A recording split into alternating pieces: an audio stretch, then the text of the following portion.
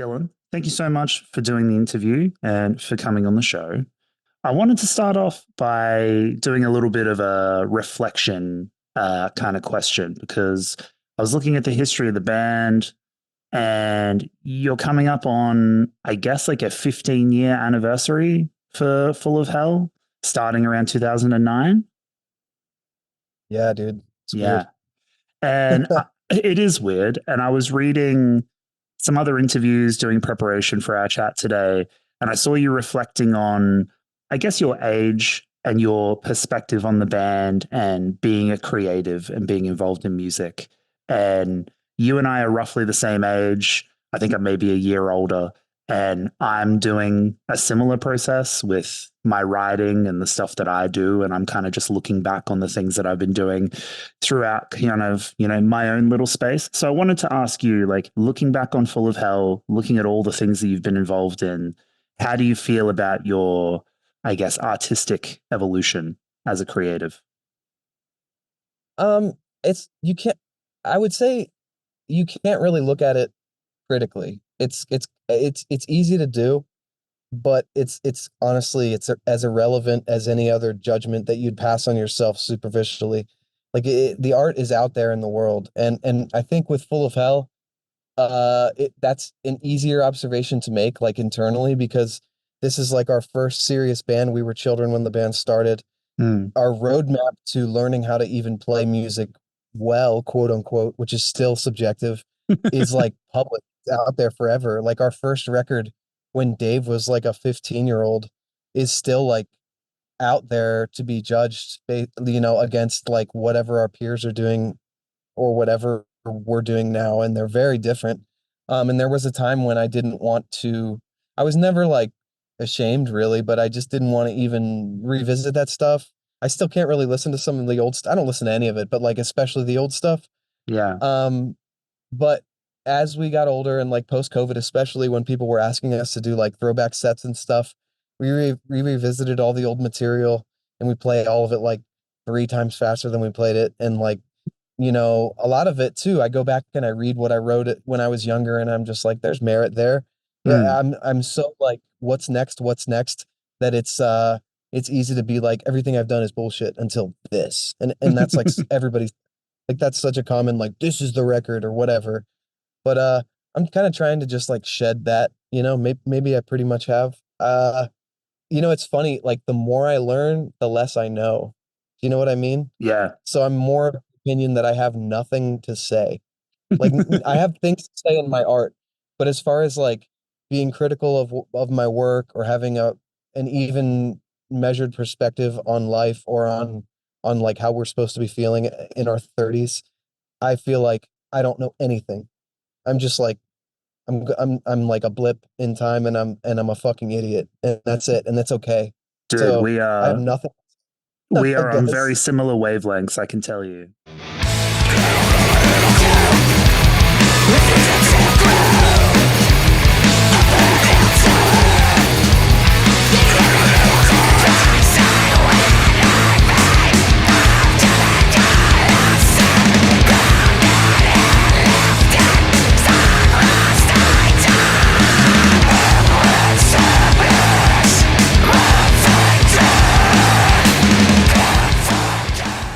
I feel exactly the same. Like I went through, studying at college and I've worked 1,000 different jobs and I've switched careers and Right. all this sort of shit. And I'm only in my mid 30s now. And just like you, like the more I do, the less I feel I know and the less I feel that I've experienced.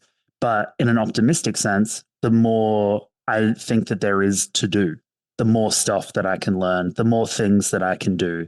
And I would imagine for you, at least with Full of Hell, like musically, listening to all of that old stuff would be cool on one hand, but then kind of invigorating on the other to be like, what other shit can I do? Where can we push this? Where can we go with the band? Um, is that something that's at the forefront of your mind when you're writing and when you're creating? Yeah, but without the look in the rearview mirror, because I don't even know what's good anymore. I don't even, if I get too high at night, I'm just like, or at a show, especially nowadays when the shows are a little bigger and when we're lucky or whatever, I totally freak out and I'm just like, why are these people here? Why does anyone want to talk to me? Why does anyone listen to any of this stuff? Like, it's fine, we're having fun doing it, but like, this is a joke, right? Like, why am I here? It's imposter syndrome, which is, Yeah. I think a measured amount of humility is like a good thing. Um, but yeah, I don't know. Definitely just kind of shedding the pretenses of what's good and what's not, and just like trusting my friends and Mm. like my peers around me, because I love what my peers are doing and I think my peers are the coolest people in the world or whatever. So, you know, and just like it's like when you see yourself on camera talking in an interview afterwards, I'm sure you're more used to it with a podcast, but I can't like go back and even look at that shit at all. It's so cringy to me to hear my own voice or to hear me speak like I know what I'm talking about. Mm. So because of that, I mean, I also had this moment. Sorry if I'm rambling on tangents, No, please but go right ahead. I had this moment. Fatherhood was like a huge catalyst for this, where it's just like, okay, I feel this insecurity. I feel this or that, this negative thing when it comes to this. I don't like the attention here or whatever. But like, what the fuck am I going to do? Am I going to stop doing it? I know I'm not going to stop. So what's the point in thinking about it at all? It doesn't matter. Just like do what seems cool in the moment and just follow your gut. And like, at least you were honest. That's the Yeah. things, these stereotypical things that people always say. As I get older, I'm just like, I guess that's why they say it. It's like a pretty universal experience for Yeah. people. So yeah, I don't know. I'm mainly nowadays just trying to approach stuff with humility and like maybe like listen a little more and just keep an even keel with my bandmates. Those guys are so talented. Like sometimes I'm just like stoked that I get to be in a room with them. Like Yeah. I don't know. Yeah, that's how I feel. No, that's perfect.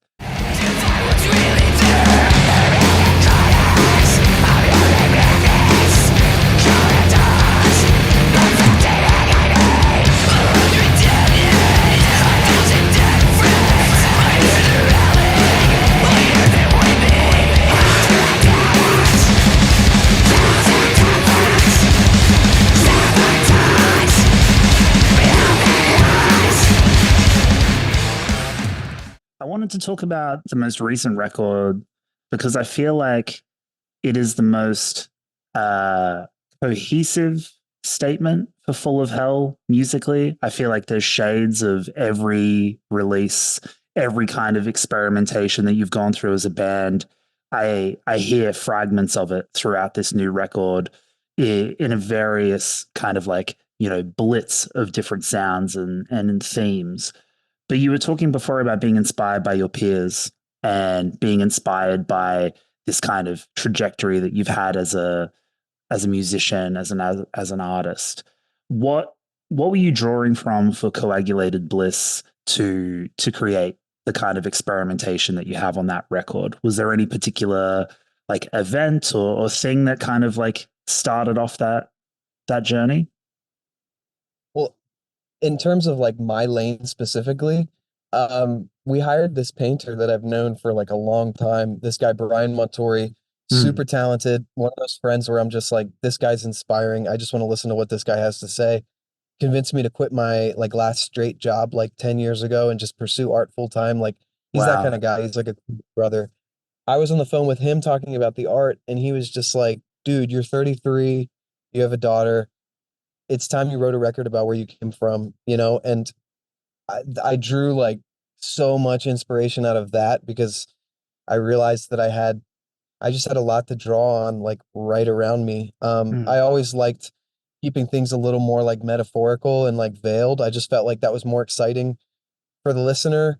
And I still do that, but I felt like there was some immediacy and like it felt like it was just time to kind of draw on stuff that I really, really knew and be a little more forward about what the songs are even about.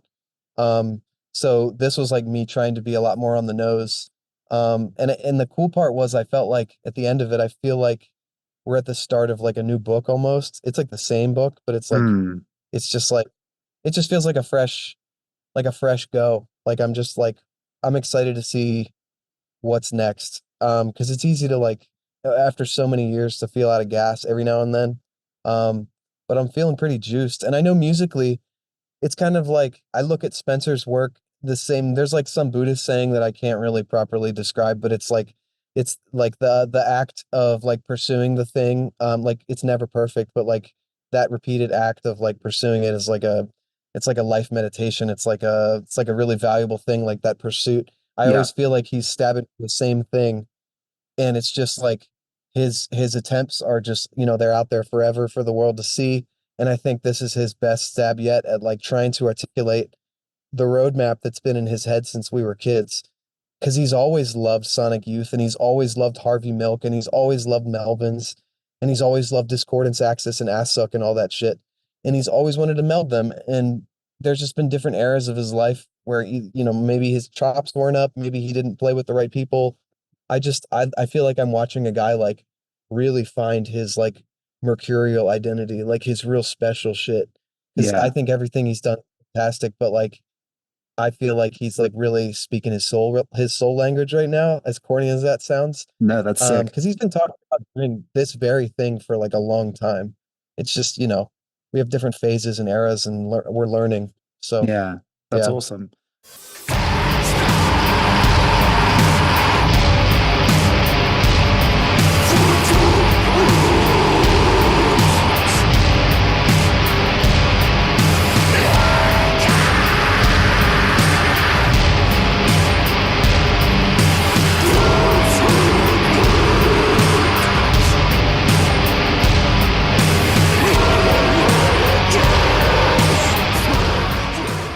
I want to kind of jump off that idea of collaboration, and obviously, you know, creating the band is a collaborative project with your bandmates.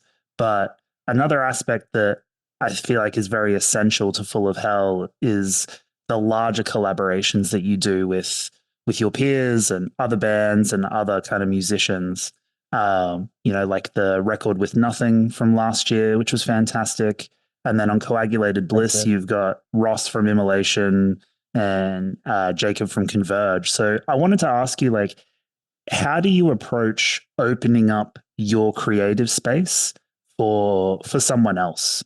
You know, how do you bring in their ideas? How do you take your ideas to them? How do you approach that collaboration? Is it different every time? Is it a process that you follow? You know, I think it felt more alien and maybe daunting when we were younger, and we kind of just got thrown into that because it was never that was never part of the plan. Like we always wanted to do splits, but we never really thought about doing like a big band record with another band. But after doing so many, I think the approach, I mean, it's almost always with a friend. So we're always friends with the other band. Yeah. That goes like a long way. And I think, at least on our end, one of the things that Spencer and I do, I mean, like without even really even having to talk about it, we're already formulating in our minds like what would complement this band? What do we want to see this band do? Mm, So the approach is different just depending on the style of music that the other people are playing. Like we knew from the outset what the Primitive Man collab was going to sound like. mm, Broad strokes. Like we really knew what we wanted to happen. Like there was just like little motifs even. Like I needed Dave to be blasting under Joe playing mm. slow. I needed like the dual tempos, and I we wanted gangster beats. That's these like slow black metal beats that Primitive Man does. And with Nothing, I mean like we knew going for the Harvey Milk shit or like the Swansea shit was gonna like really pop with Nothing. And we Yeah. all love shoegaze. So like the wall of sound is like a pretty unified feeling between both bands.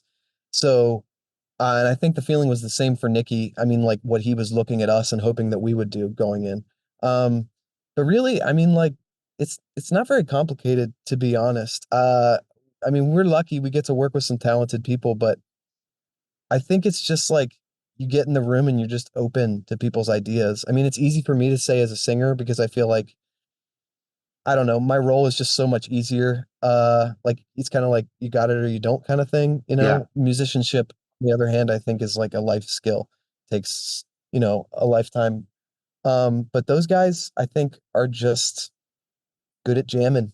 I mean, that's like an important skill. I think like having an ear for jazz and stuff and growing up doing concert band or whatever you might have done, which we've all done and we all have an ear for. I think it helps, it's an important skill as a musician to be able to get into a group and like jam with new people. Like I Yeah. think that's like one of the greatest joys that you can experience as a musician is like jamming with your boys. And like that's what those collaborations are. That's all it is. That's what the body taught us. It's like just like you got your best friends. Like why would you not make music with them? Just get in a Yeah. room and make something. Who even cares what it sounds like? Just Yeah. make Fuck something, yeah. make it weird.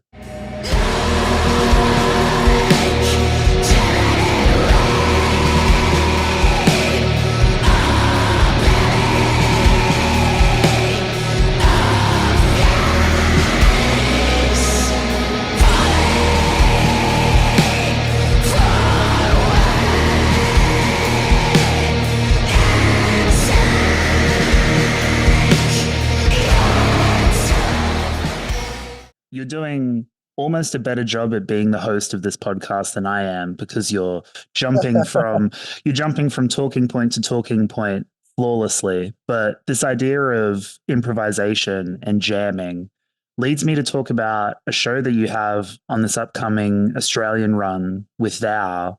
You're doing a single full of hell show at the Make It Up Club here in Melbourne. Yeah, And yeah. this was a discovery process for me. I didn't know it existed. I didn't know that you had played there before, but I was reading about it in previous interviews. Can you tell me a little bit about the previous sets that you've played there and what you expect to get out of this one that's coming up in August? Yeah, so the first kid that brought us down to Australia, one of my best friends from Canberra, Jordan Leaksman, put us at Make It Up Club. I think he just heard through the grapevine that they do a lot of cool noise shows here. It's all improvised, like they'll love this. And we were all about it. I don't remember a whole lot from the first one. I feel like we did two sets. One was more drony and one was more like straight up harsh, like psycho style. Mm-hmm. And then when we came back the following year, we did a collab set with Occult Blood and we did one with White Horse, and it was the same show. I don't really remember the White Horse one, but the Occult Blood one was like so fucked. There's like one picture from it and it looks hilarious. Everybody was like pretty much naked. Incredible. One of the guys was a blacksmith, so he brought all of this rusty scrap metal and these oil drums to the show beforehand, and we set up all this shit so Dave and him could like play rackety percussion during the set. So And then the two sick. singers for Cult Blood were like wearing luchador masks. It was these two little ladies, and they would just sprint around and they were just jumping off our heads. And like, it was just like some like crazy cocky SP like nonsense. It was insane. Everybody was in costume. There's a lot of nudity and it was really noisy. This Fuck time I yeah. think we've been talking about it. The current guitar player for the international stuff for Full of Hell's an astronaut. So I'm actually really excited to do something like fully improvised with him because we haven't yet outside of like the normal little jams during the set. So I think we're gonna have the drummer from Thou and maybe the guitar player sit in with us. The drummer for Thou currently is like one of the greatest drummers in the world. I think he's not a secret in my peer group, but like I think he's largely a secret. And he plays slow in Thou, so I think it's hard to determine like how crazy his chops are. But like this Right. dude Tyler is one of the craziest drummers I've ever seen in my fucking life, like up there with any legend. So I'm excited for him and Dave. I honestly don't even know those guys could just do a set together without any electronic anything, and it would just be like I'm dead ass serious. It would be so good, those guys playing off each other. But I think we'll do something. I mean, I don't know. We've talked about it. That's kind of the cool thing about it. I mean, we'll probably just talk about it like a day or so before and Fuck just yeah. go for it. Yeah. I'm super Yeah. pumped. I love your band, obviously, and I love Thou. When I saw the tour announcement for you two together, I was like, well, that's a fucking dream lineup. And then finding out about the Make It Up show, I was For us like, too. that's that's the ideal thing to see a band of your caliber just like completely let loose with like no guardrails and to just like do crazy shit. That sounds so exciting and liberating to me. So I'm super pumped. Yeah, we're excited too. And 9 years later, I think we'll be a little more confident with what we're doing. Those went off without a hitch, like truly amazing. But I don't know. I don't really have much of a thought outside of like that's gonna be fun, you know? Yeah, fuck yeah. We'll see how it goes. Yeah.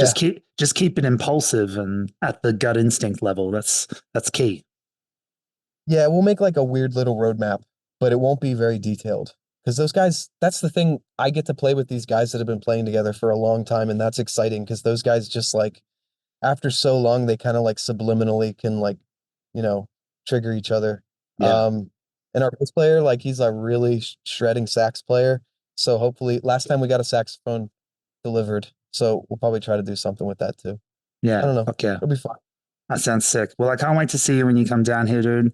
I know we've only got a small slot today, so I'm going to wrap things up very Yeah, short. sorry about that. No, that's okay. Short and sweet. Thank you so much for chatting with me today, and thank you for coming on the show.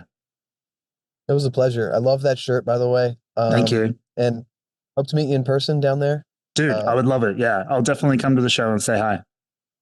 Yeah, definitely, man. Subscribe now to the Pitch of Discontent Patreon to receive access to extended cuts of our bonus episodes, as well as exclusive behind-the-scenes content, monthly Patreon-only episodes, member-only votes, the TPD community chat, and much more.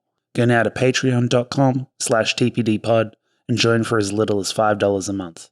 That link again is patreon.com/tpdpod. Thanks for watching the show.